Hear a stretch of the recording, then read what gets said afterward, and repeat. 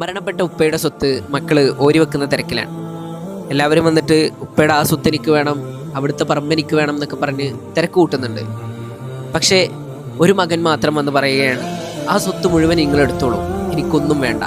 പക്ഷേ ഉപ്പ ഇവിടെ ബാക്കി വെച്ച് പോയ ഏറ്റവും മൂല്യമേറിയ സ്വത്ത് അതെനിക്ക് വേണം.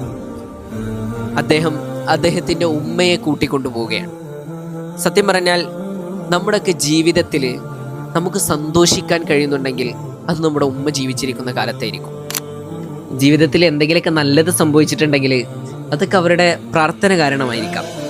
അതുകൊണ്ടാണ് ടൂരിസീന പർവ്വതം കയറാൻ പോകുന്ന മൂസാ നബിയുടെ അടുത്ത് അള്ളാഹു പറയുന്നത്, മൂസ നീ സൂക്ഷിക്കണം, ദുആടെ കവാടം അടക്കപ്പെട്ടിട്ടുണ്ടെന്ന്. ഒരുപക്ഷെ അവരൊക്കെ ജീവിച്ചിരിക്കുന്ന കാലത്ത് നമുക്കിവിടെ രാജാവിനെ പോലെ വാഴാം.